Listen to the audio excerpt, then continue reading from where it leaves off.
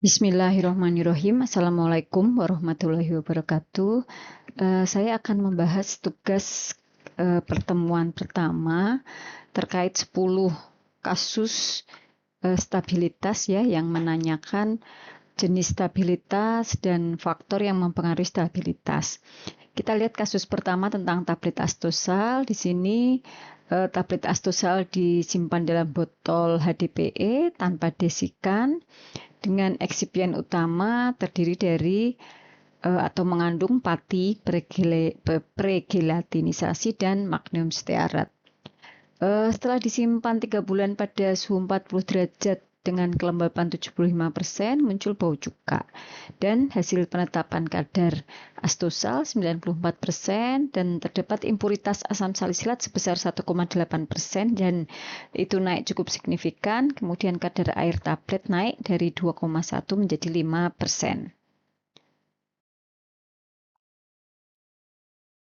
Jadi kalau dilihat dari jenisnya, maka ada 2 jenis stabilitas, yaitu stabilitas kimia fisik, dan tentu saja ini akan mempengaruhi stabilitas terapeutik ya, dan stabilitas toksikologi. Faktor dominannya karena kemasan tanpa desikan dan pati pregelatinisasi itu adalah bahan tambahan yang bersifat higroskopis atau mudah menyerap air dari lingkungan dan tentu saja dapat meningkatkan kadar air total tablet. Bagaimana mekanismenya? Astosal adalah suatu ester yang mudah terhidrolisis bila ada kelembapan, ya, ada uap air, kemudian terjadi reaksi ya. Kita sudah belajar ini di awal-awal dulu bahwa ester kalau ketemu dengan air H plus dan OH- akan mengalami hidrolisis sehingga terjadi H plus menyerang pada gugus O di sini, terjadilah asam salisilat dan OH-nya di atom C karbonil ini sehingga terjadilah asam asetat yang berbau cuka. Kemudian kasus kedua terkait sirup vitamin C yang mengandung bahan tambahan atau pelarut polisorbat atau PEG.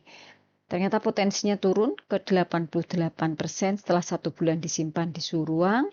Dan karena ini sirup vitamin C, maka sering dibuka botolnya. Dan hasil uji menunjukkan jejak peroksida pada eksipien, kurang lebih sekitar 150 ppm. Dan pengujian kadar O2 di headspace. Headspace itu ruang udara antara permukaan produk obat dengan penutup kemasan, nilainya cukup tinggi. Jadi jenis stabilitas untuk kasus ini tentu saja stabilitas kimia karena terjadi reaksi oksidasi. Apa faktor yang mempengaruhi? Keberadaan eksipien dan keberadaan oksigen di headspace. Jadi bentuk sediaan sirup, maka ada headspace, ada ruang antara cairan sirupnya dengan kemasan gitu ya, dimana headspace itu ternyata banyak mengandung oksigen. Bagaimana mekanisme instabilitas ini? Vitamin C atau kita kenal dengan asam askorbat adalah senyawa yang sangat rentan terhadap reaksi oksidasi. Jadi dia mudah sekali teroksidasi yang menghasilkan produk asam askorbat dehidro. Jadi dehidro asam askorbat. Sebetulnya pembentukan dehidro asam askorbat ini reversibel ya, jadi bersifat bolak-balik dan senyawa ini di dalam tubuh kita akan kembali dirubah menjadi asam askorbat. Masalahnya adalah asam dehidro askorbat ini tidak stabil gitu ya, tidak stabil. Dia sering mengalami oksidasi lanjut menjadi asam oksalat. Ya, dan kalau sudah jadi asam oksalat, dia tidak reversibel lagi reaksinya, tidak bolak-balik, dan asam oksalat ini tentu saja tidak punya aktivitas antioksidan seperti halnya vitamin C. Kasus ketiga terkait injeksi epinefrin. Jadi larutan injeksi epinefrin 1 mg per mililiter dalam vial kaca. Vial itu tutupnya sering menggunakan karet ya. Jadi ini tutupnya adalah stopper butil. Dan ternyata setelah disimpan 2 bulan pada suhu 25 derajat, warna pink berubah menjadi coklat. Warna asli yang agak merah muda itu berubah menjadi coklat. Dan pada hasil penetapan kadar diperoleh ternyata kadarnya hanya 92% dan terdeteksi keberadaan Fe terlarut dalam sediaan adalah sekitar 54 per billion. Nah, untuk kasus ini jenis stabilitasnya tentu saja kimiawi ya, di mana terjadi reaksi oksidasi dan tentu saja akan ada efek terhadap terapeutik karena turunnya aktivitas. Faktor dominan tentu saja kemasan gitu ya, karena keberadaan Fe terlarut pada tutup. Jadi stopper karet butil itu yang ada di atas foil untuk menutup foil umumnya mengandung residu logam katalis, misalnya Fe, ZnCu, yang logam tersebut berasal dari proses vulkanisasi atau bahan tambahan. Nah, tentu saja ini menyebabkan oksidasi epinefrin, sehingga timbullah warna coklat. Reaksinya seperti ini epinefrin. Kemudian setelah oksidasi, OH fenol, ini OH fenol ya, OH fenol kalau teroksidasi akan membentuk senyawa quinon. Nah, di mana senyawa quinon ini ditandai dengan terbentuknya warna coklat. Senyawa ini namanya adenokrom. Kasus keempat tentang tablet ritonavir. Tablet ritonavir sudah lulus di pengujian awal, tetapi sampel pertinggal setelah disimpan mengalami penurunan profil disolusi. Q30 turun dari 85 menjadi 45% setelah 2 bulan disimpan di suhu 30 derajat dengan kelembapan 65%. Dan ternyata dari hasil identifikasi dengan alat difraksi sinar X muncul adanya puncak baru. Pada kasus ini stabilitas yang terjadi adalah instabilitas fisik ya, karena terjadi polimorfisme yang tentu saja berdampak pada turunnya efek terapeutik. Apa faktor dominannya yang mempengaruhi? Jelas zat aktif, karena zat aktif ritonavir ini punya beberapa polimorf.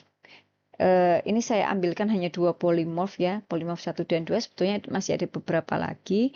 Jadi terjadi perubahan polimorf atau transformasi polimorf yang menyebabkan turunnya kelarutan, sehingga disolusi akan turun. Kita lihat ini bentuk kristal dari polimorf 1 dan ini yang 2, ternyata kelarutannya, ini kelarutan dalam etanol banding air ya, yang awalnya cukup tinggi 170 mg per mililiter, pada polimorf 2 hanya 30 mg per mililiter. Turunnya kelarutan ini tentu saja akan menurunkan kemampuan disolusi dari zat aktif sehingga akan menurunkan absorpsi dan tentu saja efek terapeutik.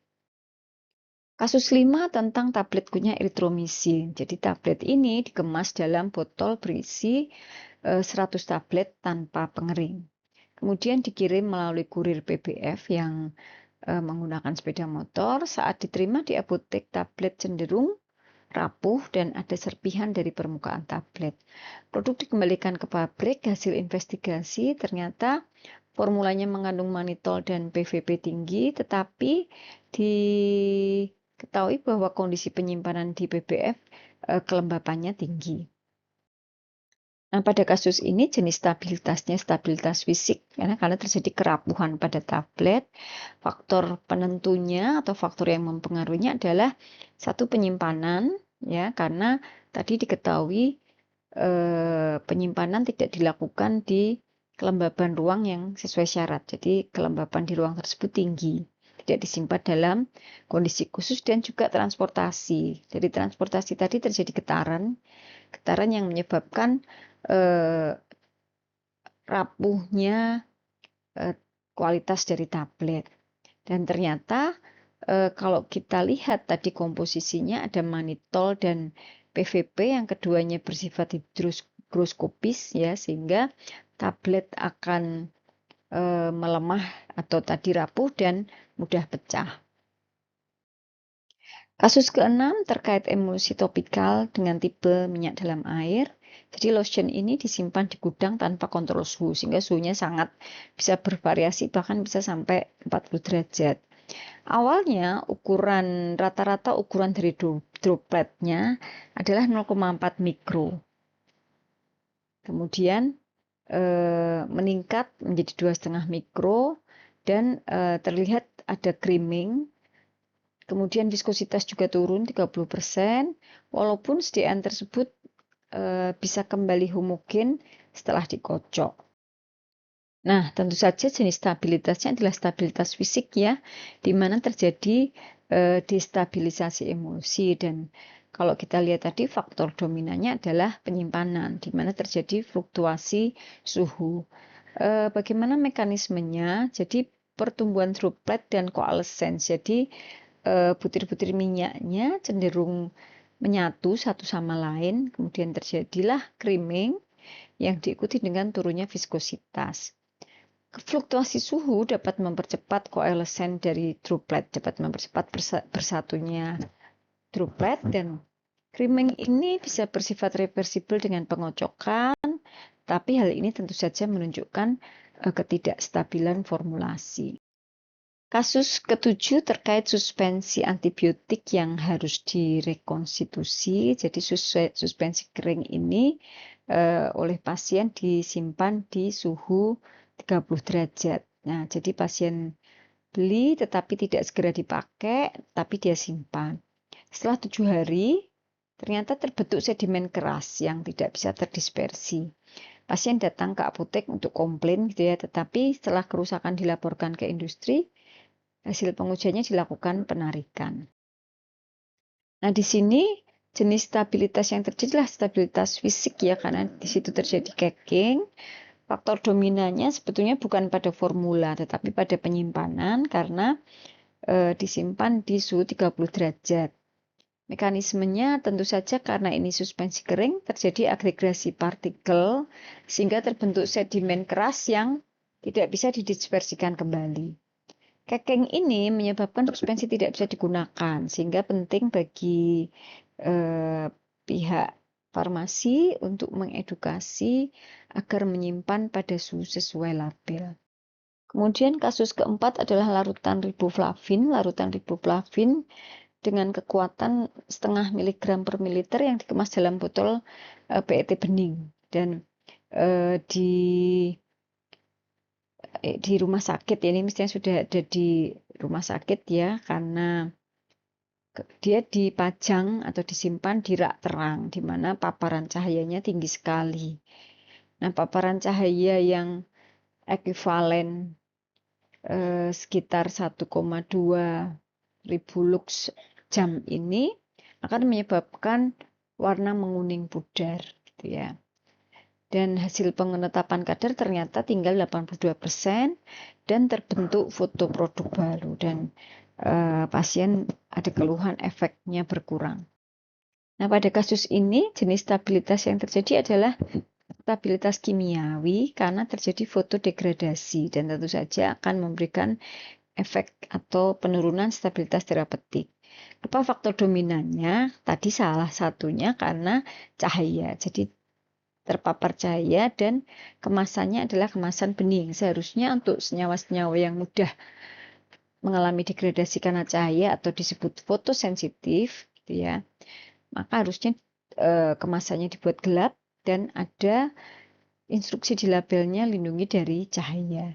Ini reaksi yang terjadi riboflavin karena adanya paparan cahaya berubah menjadi formil metilflavin gitu ya, di mana selanjutnya formil metilflavin ini dengan keberadaan cahaya atau adanya basa terurai lagi menjadi lumikrom dan lumiflavin. Dan tentu saja ketiga senyawa ini tidak lagi memiliki efek yang sama dengan riboflavin. Kasus 9 terkait infus nitrogliserin. Jadi larutan nitrogliserin ini diberikan senyawa IV drip ya, senyawa IV drip selama 4 jam menggunakan infuset yang bahannya adalah PVC. Ternyata karena infus ini cukup panjang ya selangnya gitu ya, selangnya cukup panjang. Ternyata setelah dilakukan pengujian kadar di ujung selang tinggal 60% dari label. Dan pada sediaan yang diberikan secara IV drip tapi dengan infuset yang bukan berbahan PVC, kadarnya masih 95%. Nah, tentu saja jenis stabilitasnya stabilitas fisik di mana terjadi adsorpsi penjerapan, kemudian terjadi stabilitas kimia, instabilitas kimiawi dan terapeutik.